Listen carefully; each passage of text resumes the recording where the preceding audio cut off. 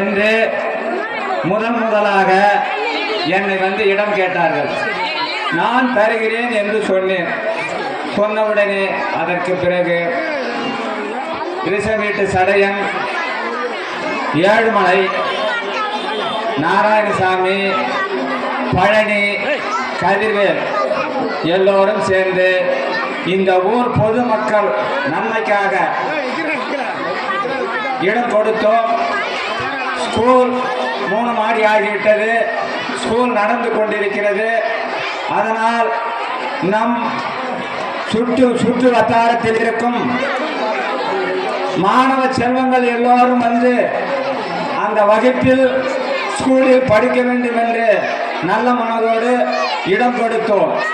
அதனால் நமது ஊரில் இருக்கும் மாணவர்கள் எல்லோரும் படித்து அம்மா சாரதம்மா ஆசிரமத்தில் இருந்து வந்த அம்மா என்ன சொன்னார்கள், நாம் ஓர் லட்சியமாக எடுத்துக்கொண்டு நான் இந்த ஊரில் கலெக்டர் வருவேன், ஹெட்மாஸ்டர் வருவேன், இன்ஜினியர் வருவேன், போலீஸ் வருவேன் என்று படிப்பதற்கு ஒத்துழைப்பு கொடுக்க வேண்டும்.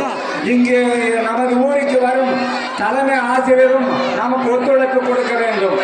அதுபோல நமக்கு எவ்வளவு இருந்தாலும் கொடுக்கிற மனசு வேணும்.